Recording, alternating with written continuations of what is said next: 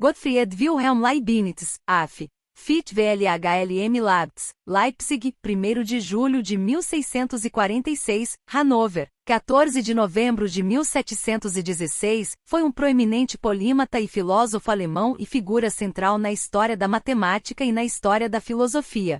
Sua realização mais notável foi conceber as ideias de cálculo diferencial e integral, independentemente dos desenvolvimentos contemporâneos de Isaac Newton. Trabalhos matemáticos sempre favoreceram a notação de Leibniz como a expressão convencional do cálculo, enquanto a notação de Newton ficou sem uso. Foi apenas no século XX que a lei de continuidade e a lei transcendental da homogeneidade de Leibniz encontraram implementação matemática, por meio da análise não padronizada. Ele se tornou um dos inventores mais prolíficos no campo das calculadoras mecânicas. Ele trabalhou para adicionar a multiplicação automática e a divisão à calculadora de Pascal, e foi o primeiro a descrever uma calculadora catavento em 1685, além de inventar a roda de Leibniz, usada no aritmômetro, a primeira calculadora mecânica produzida em massa. Ele também refinou o sistema de números binários que se tornaria a base de todos os computadores digitais. Em filosofia, Leibniz é mais conhecido por seu otimismo, por sua conclusão de que nosso universo é, num sentido restrito, o melhor de todos os mundos possíveis que Deus poderia ter criado. Essa ideia muitas vezes foi satirizada por outros filósofos como Voltaire. Leibniz, juntamente com René Descartes e Baruch Spinoza, foi um dos 3 grandes defensores do racionalismo no século XVII. O trabalho de Leibniz antecipou a lógica moderna e a filosofia analítica, mas sua filosofia também remete à tradição escolástica, na qual as conclusões são produzidas aplicando-se a razão aos primeiros princípios ou definições anteriores, e não a evidências empíricas. Leibniz fez importantes contribuições para a física e para a tecnologia e antecipou noções que surgiram muito mais tarde na filosofia, na teoria das probabilidades, na biologia, na medicina, na geologia, na psicologia, na linguística e na informática. Ele escreveu obras sobre filosofia, política, direito, ética, teologia, história e filologia. Leibniz também contribuiu para o campo da biblioteconomia. Enquanto servia como superintendente da Biblioteca Wolfenbüttel na Alemanha, ele desenvolveu um sistema de catalogação que serviria de guia para muitas das maiores bibliotecas da Europa. As contribuições de Leibniz para esta vasta gama de assuntos foram espalhadas em várias revistas científicas, em dezenas de milhares de cartas e em manuscritos inéditos. Ele escreveu em várias línguas, sobretudo em latim, francês e alemão. A obra completa de Leibniz ainda não foi traduzida para a língua inglesa ou portuguesa. Biografia.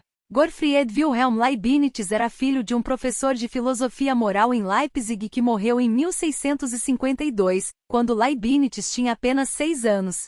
Em 1663 ingressou na Universidade de Leipzig como estudante de direito. Em 1666 obteve o grau de doutor em direito em Nuremberg, pelo ensaio prenunciando uma das mais importantes doutrinas da posterior filosofia. Nessa época felia-se a Sociedade Rosacruz, da qual seria secretário durante 2 anos. Foi o primeiro a perceber que a anatomia da lógica, as leis do pensamento, é assunto de análise combinatória. Em 1666 escreveu De Arte Combinatória, no qual formulou um modelo científico que é o precursor teórico de computação moderna. Todo raciocínio, toda descoberta, verbal ou não, é redutível a uma combinação ordenada de elementos tais como números, palavras, sons ou cores. Na visão que teve da existência de uma característica universal, Leibniz encontrava-se 2 séculos à frente da época, no que concerne à matemática e à lógica. Aos 22 anos, foi-lhe recusado o grau de doutor, alegando-se juventude. Tinha 26 anos quando passou a ter aulas com Christian Huygens, cujos melhores trabalhos tratam da teoria ondulatória da luz. A maior parte dos papéis em que rascunhava suas ideias, nunca revisando, muito menos publicando, encontra-se na Biblioteca Real de Hanover aguardando o paciente trabalho de estudantes. Leibniz criou uma máquina de calcular, superior à que fora criada por Blaise Pascal, fazendo as 4 operações. Em Londres compareceu a encontros da Royal Society em que exibiu a máquina de calcular, sendo eleito membro estrangeiro da sociedade antes de sua volta a Paris em março de 1673. Em 1676, já tinha desenvolvido algumas fórmulas elementares do cálculo e tinha descoberto o teorema fundamental do cálculo, que só foi publicado em 11 de julho de 1677, 11 anos depois da descoberta não publicada de Newton. No período entre 1677 e 1704, o cálculo leinesiano foi desenvolvido como instrumento de real força e fácil aplicabilidade no continente, enquanto na Inglaterra, devido à relutância de Newton em dividir as descobertas matemáticas, o cálculo continuava uma curiosidade relativamente não procurada. Durante toda a vida paralelamente à matemática, Leibniz trabalhou para aristocratas, buscando nas genealogias provas legais do direito ao título, tendo passado os últimos 40 anos trabalhando exclusivamente para a família Brunswick, chegando a confirmar para os empregadores o direito à metade de todos os tronos da Europa. As pesquisas levaram-no pela Alemanha, Áustria e Itália de 1687 a 1690. Em 1700, Leibniz organizou a Academia de Ciências da Prússia, da qual foi o primeiro presidente. Esta academia permaneceu como uma das 3 ou 4 principais do mundo até que os nazistas a eliminaram. Morreu solitário e esquecido. O funeral foi acompanhado pelo secretário, única testemunha dos últimos dias. Encontra-se sepultado em Neustadt-Terhof Unstadtkirche St. Johannis, Hannover, Baixa Saxonia, na Alemanha. Filósofo. O pensamento filosófico de Leibniz parece fragmentado, porque seus escritos filosóficos consistem principalmente de uma infinidade de escritos curtos, artigos de periódicos, manuscritos publicados muito tempo depois de sua morte, e muitas cartas a muitos correspondentes. Ele escreveu apenas 2 tratados filosóficos, dos quais apenas Teodiceia de 1710 foi publicado em sua vida. Leibniz data o seu começo na história da filosofia com seu discurso sobre metafísica, que ele compôs em 1686 como um comentário sobre uma contínua disputa entre Malebranche e Antoine Arnauld. Isto levou a uma extensa e valiosa correspondência com Arnauld. O discurso sobre metafísica não foi publicado até o século XIX. Em 1695, Leibniz fez sua entrada pública na filosofia europeia, com um artigo de jornal intitulado Novo Sistema da Natureza e da Comunicação das Substâncias. Entre 1695 e 1705, compôs os seus Novos Ensaios sobre o Entendimento Humano, um longo comentário sobre John Locke em seu Ensaio sobre o Entendimento Humano, mas ao saber da morte de Locke, 1704, perdeu o desejo de publicá-lo. Isto aconteceu até que os Novos Ensaios foram publicados em 1765. A Monadologia, composta em 1714 e publicado póstumamente, é constituída por 90 aforismos. Em 1676, Leibniz teria feito uma curta viagem a Londres, por consequência disso. Há interpretações de que o referido erudito teria tido contato com obras não publicadas de Newton. Décadas depois, esse fato foi alegado como uma acusação leviana e infundada de que Leibniz teria aproveitado a concepção do cálculo de Newton. Todavia, destaca-se que Leibniz ainda não teria na época do fato o domínio matemático necessário para entender determinado conceito.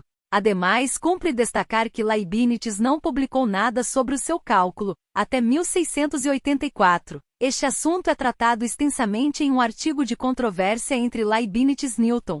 Neste sentido, evidencia-se que a Leibniz é creditado, juntamente com Isaac Newton, a descoberta do cálculo diferencial e integral.